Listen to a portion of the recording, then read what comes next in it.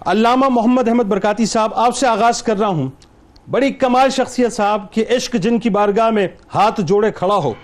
اور محبت جن سے خیرات لیتی ہو، وہ ہیں حضرت عبداللہ بن جاحش رضی اللہ تعالیٰ عنہ،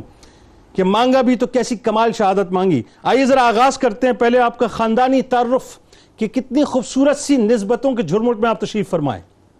بسم اللہ الرحمن الرحیم۔ یقیناً نبی کریم رؤوف الرحیم ختم المرسلین صلی اللہ تعالیٰ علیہ وآلہ وسلم آپ کی ذات مقدسہ کو جو اللہ تعالیٰ نے تمام انبیاء اکرام علیہ السلام پر فوقیت اور ان کی سرداری عطا فرمائی، تو اسی طرح آپ کی امت کو بھی دوسری امتوں پر سرداری عطا فرمائی اور کنتم خیر امہ کہہ کر اس امت کے اوپر بہترین امت ہونے کا تاج سجا دیا۔ تو اس امت نے جو حضور صلی اللہ علیہ وسلم کی محبت کے اندر اپنا وقت گزارا اور خصوصیت سے ہر نبی کے صحابی سے حضور کے صحابی افضل ہیں، تو انہوں نے بھی اپنا حق ادا کیا کہ یہ ہمیں جو مقام اور مراتب ملے ہوئے ہیں یہ اس لیے نہیں کہ ہمیں مفت میں مل گئے ہیں، بلکہ اللہ تعالیٰ نے ہمیں اس قابل بھی بنایا ہے اور ان القابات اور ان عنایات کے واقعی اپنے کردار اور اپنے انداز کے ساتھ انہوں نے خود کو مستحق ہونا ثابت کیا ہے۔ انہی عظیم المرتبت ہستیوں میں سے جو انتہائی عظیم الشان رفیع الشان ہستی ہیں وہ حضرت سیدنا عبداللہ بن جاحش رضی اللہ تعالیٰ عنہ کی ذات والا تبار ہے۔ حضرت عبداللہ بن جاحش رضی اللہ تعالیٰ عنہ کا اگر خاندانی تعارف ہم دیکھیں تو اس میں حضور صلی اللہ علیہ وسلم کا انتہائی قرب ہمیں نظر آتا ہے کہ یہ حضور صلی اللہ علیہ وسلم کی پھوپھی جان حضرت امیمہ سلام اللہ تعالی علیہا کے لخت جگر ہیں اور حضور صلی اللہ علیہ وسلم کے ساتھ انتہا کی محبت اور وارفتگی رکھتے ہیں، اور ان کو حضور صلی اللہ علیہ وسلم کے ساتھ جو سابقون الاولون ہونے کا ہر جگہ ہر رنگ ہر انداز میں یہ شرف اور درجہ ملا ہے کہ سبقت لے گئے ہر کام کے اندر۔ اگر ہجرت کی بات آئی تو حبشہ کی طرف 2 مرتبہ ہجرت فرمائی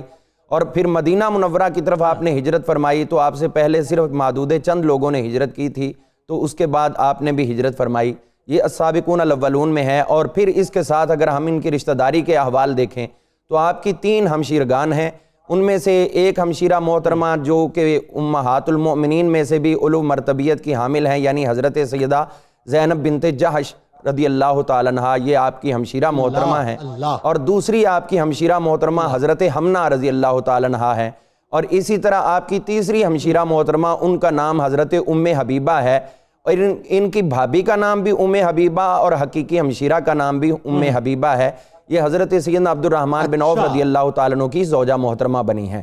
تو اس حوالے سے پھر اگر ہم وہاں سے بھی نسبت مل گئی آپ کو؟ جی اس میں ایک انتہائی خوبصورت ہمیں آپ کے ساتھ اگر غور کریں تو آقا کریم علیہ السلام کی خدمت میں آپ کی نسبت ظاہر ہوتی ہے کہ 3 خواتین جو آپ کے ساتھ کسی نہ کسی طریقے سے ریلیٹ تھیں، ان کو حضور صلی اللہ علیہ وسلم کی زوجہ محترمہ بن کر امہات المومنین میں شامل ہونے کا شرف حاصل ہوا۔ ایک تو آپ کی ہمشیرہ محترمہ ہے حضرت سیدہ زینب سلام اللہ تعالی علیہا، یہ حضور صلی اللہ علیہ وسلم کی زوجہ محترمہ ہے، آپ کی ہمشیرہ ہیں۔ اسی طرح حضرت ام حبیبہ یہ آپ کی بھابھی ہیں اور حضور صلی اللہ علیہ وسلم کی ہمشیرہ محترمہ ہیں۔ اسی طرح ہم دیکھتے ہیں تو حضور صلی اللہ علیہ وسلم کے ساتھ تیسری ان کی اپنی زوجہ محترمہ جو حضرت سیدہ زینب بنت خزیمہ ہیں رضی اللہ تعالیٰ عنہ، ان کی شہادت کے بعد بیوگی کے اپنے ایام پورے کرنے کے بعد نبی کریم علیہ السلام کے حوالہ عقد میں آئیں، تو آپ کی نسبت سے 3 عفت مآب خواتین کو امہات المومنین ہونے کا شرف حاصل ہوا۔ تو یہ یقینی طور پر کار دارد ہے، اور اس کے اندر یقینی طور پر اللہ اور اس کے رسول صلی اللہ علیہ وسلم کی خصوصی کرم نوازی ہے۔ السابقون الاولون میں اگر ہم دیکھتے ہیں تو سب سے پہلے جو آپ نے ابھی ذکر کیا کہ جو سریہ بھیجا یہ بھی اولین تھا، تو اس میں بھی آپ کو پہلی امارت ملی۔ آپ نے اسلام قبول کرنے والوں میں بھی سبقت لی، آپ نے ہجرت کرنے والوں میں بھی سبقت لی، اور پھر اس کے ساتھ ساتھ ہم دیکھتے ہیں کہ حضور صلی اللہ علیہ وسلم کی معیت اور رفاقت کے ساتھ ساتھ جو سب سے بلند مرتبیت حضرت سیدنا عبداللہ بن جاحش رضی اللہ تعالیٰ عنہ کو حاصل ہوئی ہے، جیسی دعا آپ نے کی ویسی دعا کسی اور صحابی نے کبھی نہیں کی، اور یہ آپ کی اولین دعا ہے۔ اس کے بعد جس نے کی وہ آپ کے تتبع کے اندر آ کر ہی دعا کی ہے۔ حضرت سیدنا عبداللہ بن جاحش رضی اللہ تعالیٰ عنہ یہ 3 بھائی تھے،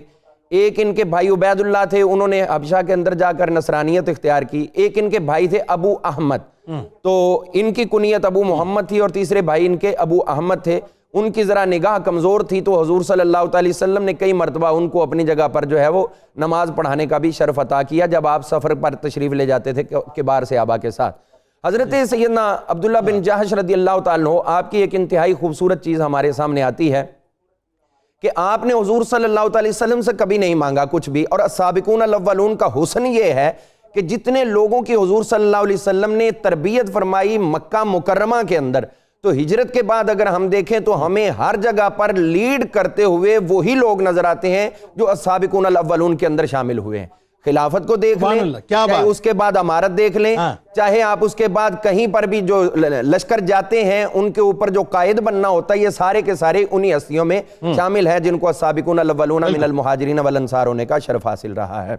تو حضرت سیدنا عبداللہ بن جہش رضی اللہ تعالیٰ عنہ، آپ کو نبی کریم رؤوف الرحیم صلی اللہ علیہ وسلم کے ساتھ جو نسبت حاصل رہی ہے، اس میں اگر ہم غور کریں تو انہوں نے ایک بھی جملہ زندگی کے اندر ایک بھی جملہ ادا نہیں کیا کہ میں حضور کا کزن ہوں، میں حضور کا بھائی ہوں، چونکہ یہ رشتہ بولتے ہوئے کچھ نہ کچھ پیرالل انسان کے اندر کیفیت بنتی ہے۔ آپ نے جب بھی اظہار کیا حضور صلی اللہ علیہ وسلم کے غلام بن کے اپنی عاجزی کا اظہار کیا، اور پھر دیکھیے کیسا خوبصورت انداز ہے جب حضور صلی اللہ علیہ وسلم نے عشاء کی نماز کے بعد فرمایا تھا کہ اے عبداللہ بن جہش صبح تیار ہو کے آنا، یہ نہیں بتایا کہ تمہیں سفر پہ بھیجنا ہے، یہ نہیں فرمایا کہ تمہیں کسی سریہ پہ بھیجنا ہے، کوئی بھی آگے کسی قسم کی کنڈیشن نہیں لگائی، لیکن صبح کا ٹائم ہوا تو آپ نے اسلحہ بھی لگایا ہوا ہے، تلوار بھی پکڑی ہوئی ہے، کمان بھی پکڑی ہوئی ہے، اور مکمل تیار ہو کر آقا کی خدمت میں آ گئے۔ آقا مسکرائے، فرمایا اے عبداللہ بن جہش یہ کیا ہے؟ عرض کی حضور میں تو تیار ہو کے آ گیا ہوں، آپ چاہے مجھے امن کی طرف بھیج دیں چاہے جہاد کی طرف بھیج دیں۔